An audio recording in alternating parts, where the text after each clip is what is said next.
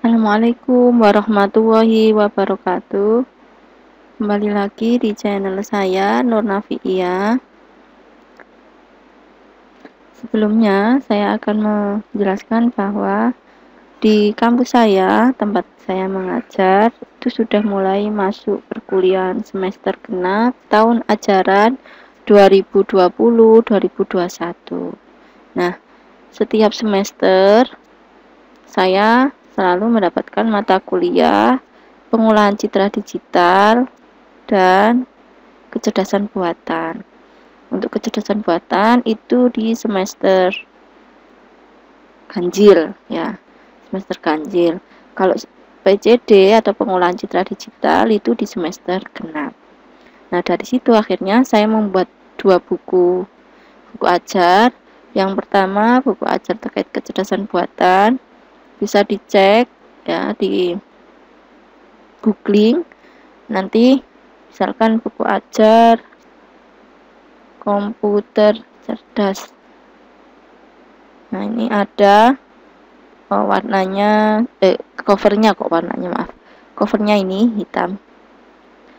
Terus kalau yang PCD tadi sempat sudah ada ya, saya back aja.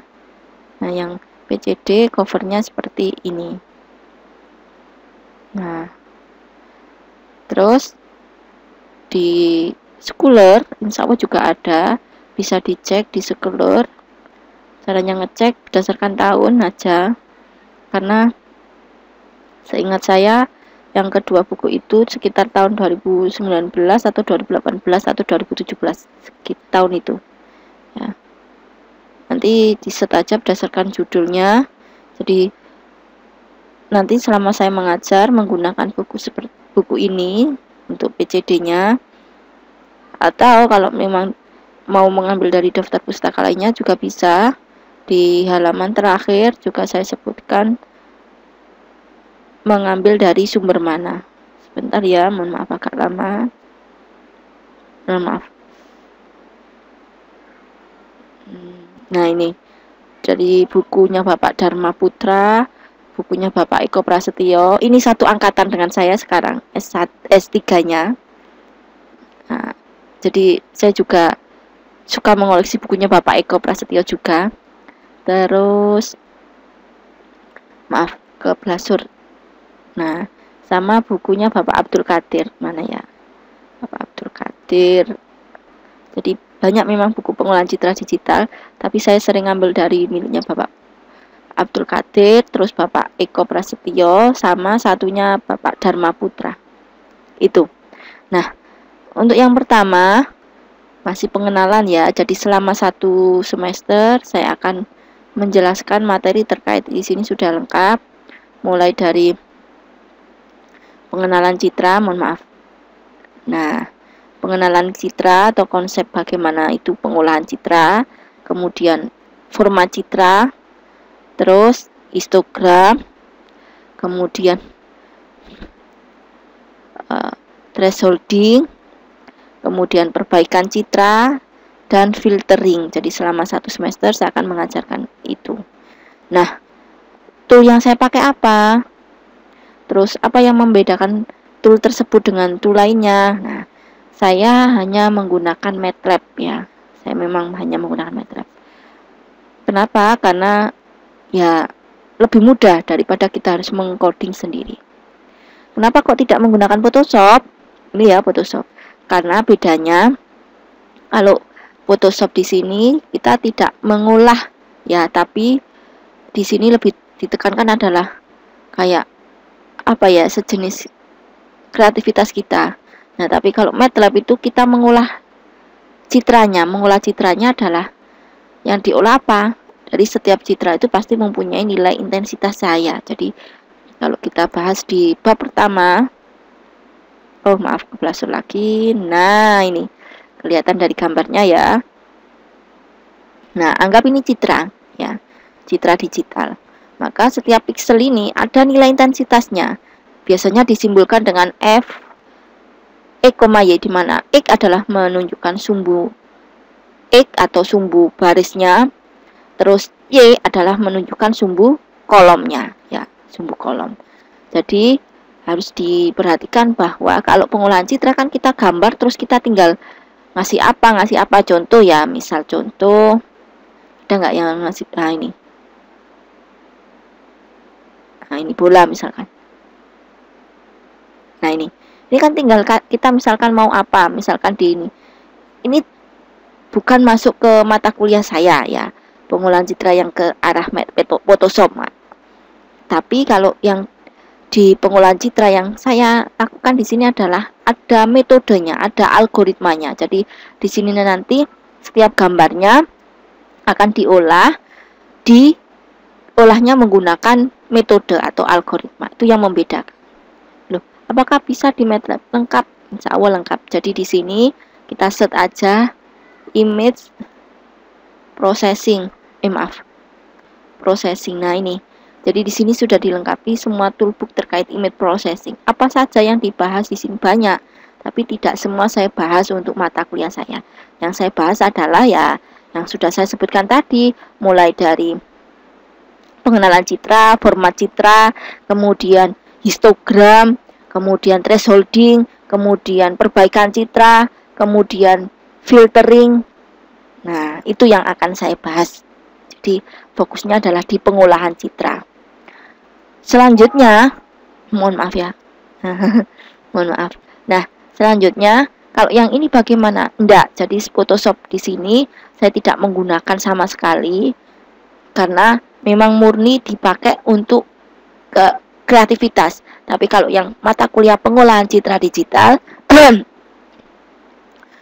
murni kita mengolah data gambar dengan metode, dengan algoritma.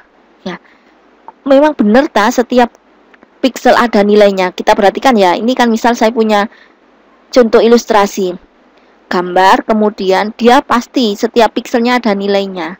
Ya, setiap pixelnya ada nilainya.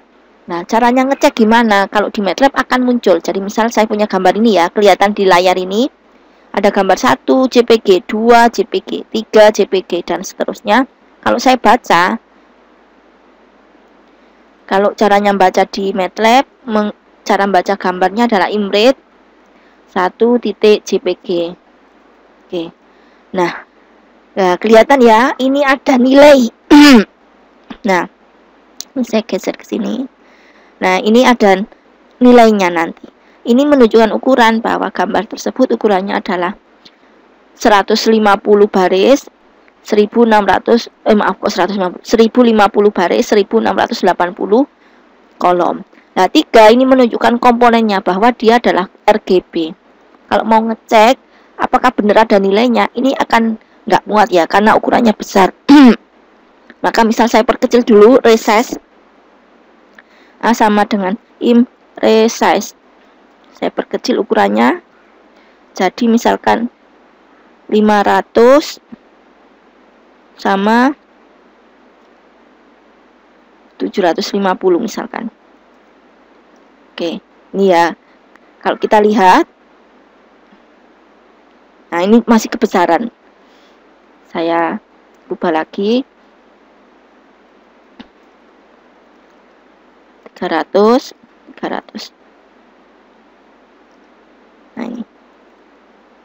Nah ini.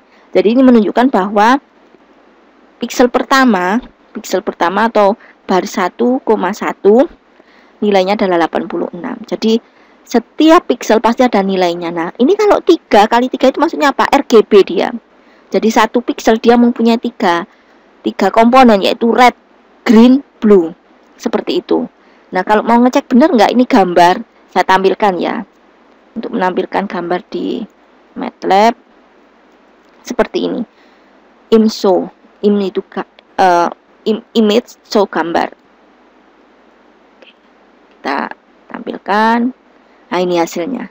Jadi ini menunjukkan bahwa setiap pixel ini dia ada ya. Nah, ini dia ada nilainya. Nah, kelihatan ya. Jadi dia ini di posisi 7,8, berarti di posisi X7 Y8. X itu menunjukkan ini yang baris, Y itu kolom. Nah, nilainya berarti yang red 94, green 167, blue 244. Jadi Nilainya sampai berapa sih, Bu?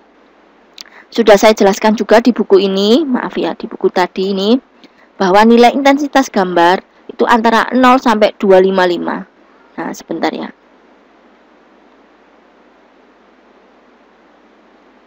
Saya jelaskan juga, atau enggak di sini ya.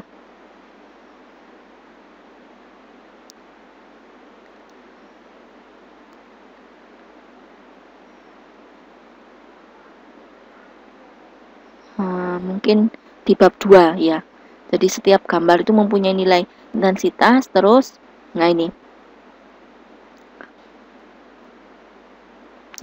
ya ada nilainya. Insya Allah ada dalam bentuk format, ada enggak? Nah ini, jadi nilai intensitas gambar itu antara 0 sampai 255. 0 itu hitam, 255 itu putih ya. Terus nah ini ada nilainya. Jadi RGB yang umum yang kita pakai biasanya yang ini, yang jangkauannya adalah 0 sampai 255. Ini ya, RGB. Terus nanti yang kita olah apanya ya, angka-angka di setiap pixel itu. Misalkan tadi di awal sudah saya sempat jelaskan ada perbaikan citra, mungkin mau dilakukan perbaikan di pertajam atau diperhalus. Nah itu berarti angka-angka tersebut itu yang diolah, itu namanya pengolahan citra ya. Jadi gambar itu ada yang RGB kayak gini, yang seperti yang sudah saya tampilkan. Terus kalau mau ngolah lagi, apalagi nih bisanya, ada biasanya ada grayscale atau gray level atau keabu-abuan, berarti nanti tidak ada warnanya. Kan kalau dulu kita lihat layar televisi awal-awal di zaman saya masih pernah merasakan TV hanya ada hitam putih, dan itu pun hanya ada channel TVRI. Mohon maaf ya saya menyebutkan merek. Nah itu berarti gambar juga sama, berarti gambar itu bisa dirubah, misalkan dirubah jadi hitam putih atau grayscale. Nah itu nanti yang kita bahas di mata kuliah pengolahan citra digital dengan menggunakan metode ya yang membedakan. Jadi kalau saya di sini ada metodenya, ada algoritmanya, ada analisanya, ada sainsnya. Nah sedangkan yang di Photoshop ini murni kita hanya berkreativitas. Ya memang ada keilmuannya, tapi saya tidak ke arah sini. Itu yang membedakan. Mungkin itu yang bisa saya sampaikan di awal perkuliahan ini. Jadi selama 1 semester nanti mata kuliah pengolahan citra digital lebih fokus saya menggunakan buku panduan atau buku panduan ini ya, buku yang saya tulis. Nah misalkan mau ngambil dari sumber lain, misalkan nanti saya mau ngambil ada di daftar pustaka, bisa dicek. Kalau mau minta buku seperti ini di mana, bisa langsung pesen di Shopee, ini ada kok yang jualan online, atau insya Allah di Google Scholar ada juga, ada kok, bisa dicek, mungkin bisa di-download juga. Bentar, buku ada e-booknya juga, buku ajar binerisasi. Coba saya set.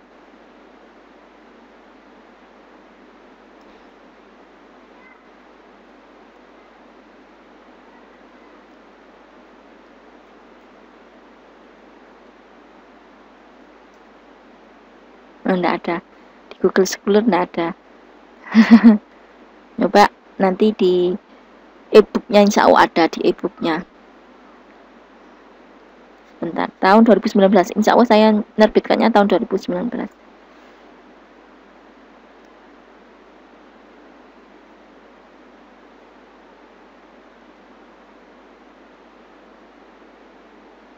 Nah ini ya, buku citra. Oh ada buku citra binarisasi dan enhancement. Ini insya Allah ada, bisa di-download. Nah terus sistemnya bagaimana? Sistem perkuliahannya untuk saat ini di Unisla offline, jadi sudah mulai masuk. Nah nanti kalau memang saya ada halangan ya, kalau itu bisa menggunakan Google Classroom. Mungkin itu yang bisa saya sampaikan. Jangan lupa disiapkan toolnya. Jadi saya menggunakan MATLAB, silakan diinstal MATLAB-nya. Terus selain MATLAB biasanya saya juga membuat simulasi dalam bentuk Excel. Jadi kalau Excel kan sudah diinstal ya, mahasiswa pasti sudah punya Microsoft Office. Nah, 2 tool itu yang perlu, hanya 2 aja kok. Kemudian bukunya bisa kalau ini bisa di-download silakan di-download, kalau nggak bisa maka silakan dicek di e-book, insya Allah ada. Ya, terima kasih sebelumnya, mohon maaf. Assalamualaikum warahmatullahi wabarakatuh.